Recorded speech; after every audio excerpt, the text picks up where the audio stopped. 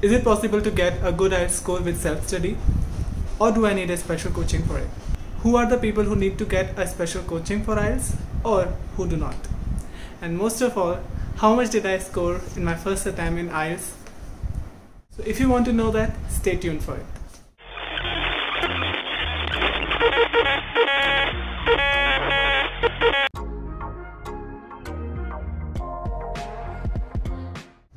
So hi guys, I hope you guys are doing really great and welcome back to my channel. So before moving to the question that I just mentioned, that do I need IELTS coaching for to get a better score in IELTS, or can I get a good score with self-study as well? Before answering that, I open my scorecard now. To be honest, I have opened it like multiple times as I have shown my family and I have seen by myself as well. Many people were asking me that how much did you score, so I just asked them that please wait, I'll open my scorecard in next vlog, so please watch my video. So for them, I'm opening it right here.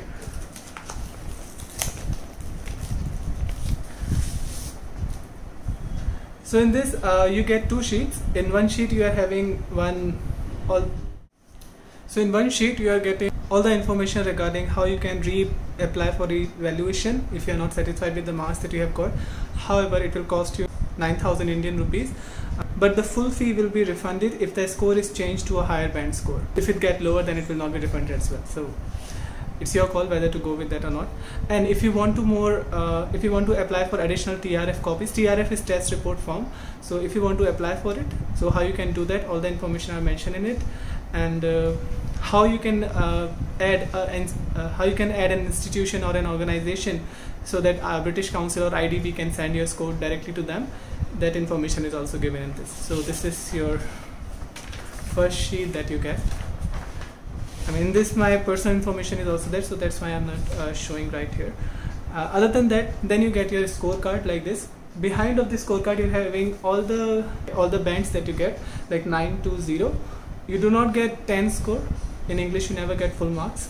So the highest that you can get is 9, the second highest is 8, and the third highest is 7. So if you're getting 9, you are an expert user. If you're getting 8, you are very good user. If you're getting 7, you are a good user. And so different definition is being given, and different explanation is also given with them. Suppose if you have got band 8, so band 8 has successfully operational command of the language with only occasional unsystematic inaccuracy and inappropriacies. Misunderstanding may occur in unfamiliar situation, handles complex detailed arguments well.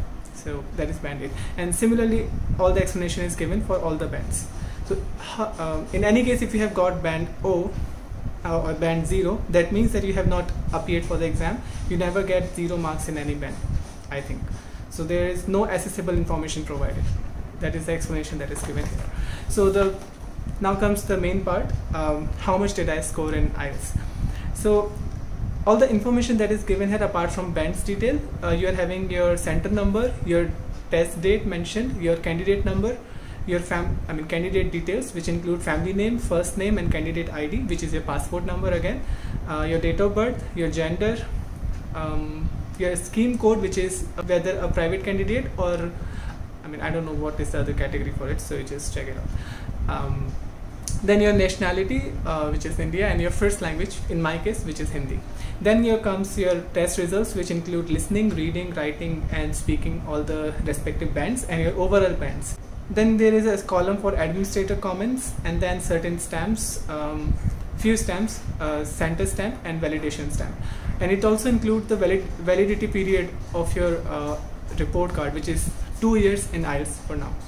So now I'm going to disclose my score band. So by the way, the highest that I have scored, as I mentioned, the people who are watching my vlog since beginning, I told that in my very first vlog that the best part of the test that I gave is listening, and the worst part that I take of the test is reading. And it can be easily seen in my report card as well. As for listening, I scored 8.5 out of 10, which means that only 2 or 3 options were wrong, and that I mentioned in my previous vlog as well, that I think only 2 or 3 questions is going to wrong, and that exactly happened. I got 8.5 in listening. In reading, I got the least, and I mentioned that as well because I prepared least for this section. and that can be easily seen in the report card as well. I scored just 6 in reading. In writing I scored 7, which is also I'm not satisfied with, because I was expecting at least 7.5 or 8, but anyway I got 7, so no problem in that. I think this has happened because my task 1 didn't go really well, because I was trying to save more time for task 2 because it is of more marks. So I think that is why it happened. Otherwise I would have got better marks. Anyway, in speaking I got 7.5. Again, I was expecting to get at least 8 in speaking, because my aim was to score 8 band. How much have I got is just 7. So, I mean, for some people it can be good, for some people it can be alright, okay, good. So as per the explanation that is given at the back, I am a good user in English. So actually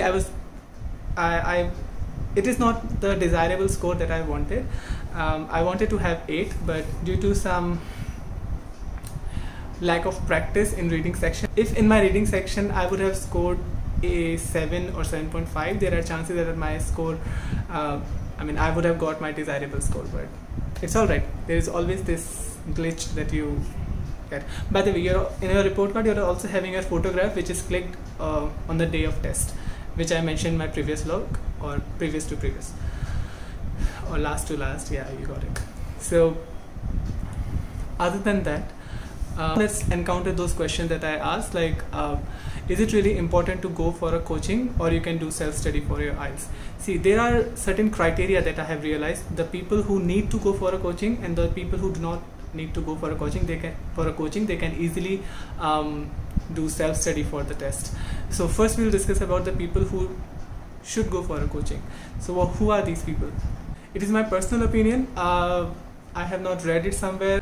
I have not done any research over it. It's just my personal opinion and perception. So first is, if you're trying to speak in English and before speaking you translate from your native language to English and then you speak, you should go for a coaching. Because why am I saying this? I'll explain it after giving all the criteria. Second criteria is the people who are not familiar, comfortable or fluent with the language. They take some time to understand the complex sentences, and then they convert it into native. They try to convert it into native language and then they understand it. Because once you become a consummate speaker, so you do not convert the things into your native language. Things become quite clear in English itself to you, so you do not have to convert it in your native language anymore. So that is 2 criteria that I feel that people who are having these 2 criteria should go for a coaching. And why am I saying this? Because for you by yourself, it will take a lot of time to develop those strategies that are required to score good marks in IELTS. Despite of being very comfortable with the language, since I didn't practice well, I couldn't score good in reading. Because as I mentioned in my previous vlog as well, it does not matter how good you are with the language, how comfortable you are or how fluent you are. You need to practice at least five sample paper of each section so that you can develop certain strategies for you. Somebody else's strategies will not work for you. You have to develop on your own. That is the part that I learned from, that is the lesson that I would like to give you after giving this test. Because that exactly happened in my case. I saw some video on YouTube like how to evaluate reading exam, and when I was writing the reading exam, I tried to implement all those strategies, and in some way it backfired me, as the time was up and I was having 5 questions. I was still having 5 questions to search and to find from the 3rd passage, which I couldn't do. So I just blind guessed them, which is reflecting in my results. So don't do that. Now discuss about the people who do not need to go coaching. Just the reciprocal of it. If you are really comfortable with the language, you are fluent with it, you do not have to translate, you do not have to convert from your native language to English when you are going to speak. Like right now I have not written any script in front of me, I am just speaking randomly. Although it may have some glitches or it may have some errors, but I'm not converting it or I'm not reading from the script. So that happens. So in that way you can, you are having a plus point, but make sure that you are practicing. You do not consider it that, okay, I'm a very good speaker, I'm very good in English, I scored this much in my 12th standard, because that is the case that I did. So I'm just telling you my scenario, that what mistakes that I made, so you guys are not doing that. Well, a personal advice is, in my case, how it worked. I'm the person who never get their ass into work unless I'm having end dates. What I did, first I booked my test, and I think I booked the duration that I was having to practice was just 15 days. And because I'm a person who never get into work unless I'm like really into hurry or there is no more procrastination. I'm not saying that I'm a procrastinator, but that I mean that kind of person I am. So if that works for you, I mean, you can do it, because sometimes it becomes really hard when you are doing self-study to get yourself to the book and reading and do certain sample papers on your own, as compared to the people who are going to the coaching. They get complete environment, somebody is teaching them, they are getting some lessons and they are developing certain strategies, they are choosing that which strategy is good for them. That is not the case with you people who are practicing on their own. So it becomes a little hard for us to get ourselves to be disciplined for a long run, as long as we are sitting in the examination hall. So make sure, I mean, that is the case that I did for myself. If it suits you, go with it. So the last question that I asked, that is it possible to score good in IELTS with self-study? I would say it is absolutely possible, because if I had practiced more with reading section, I would have easily scored 7.5 or maybe 8. Same for, I don't know why it happened with speaking, because I remember in speaking, I think I was, that's because I was wearing 2 masks and I was a little nervous as well. I don't know what is the situation. I think I would have easily got 8, but since it is 7.5, I'm okay with that, but it's alright now. So yeah, that is it. And again, last advice would be, doesn't matter whether you have practice, doesn't matter whether you are doing self-study or you are going to a coaching or you are taking a coaching. Make sure that you are practicing, you are developing certain strategies to score good, because if you are not doing that, you are not going to get a good score in any case. Does not matter how good you are in English. That is it.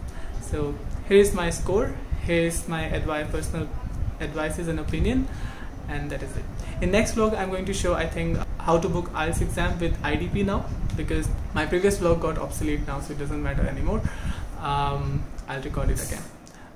And I think it has been quite many videos regarding IELTS. Since I'm not a IELTS instructor or somebody, I'm just sharing my personal information and opinions here, which I have experienced after giving the test.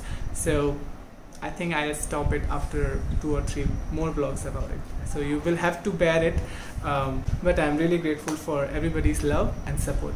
So if you like this video, please do share with your friends who are going to write exam in coming days, or if you are going to write exam in coming days.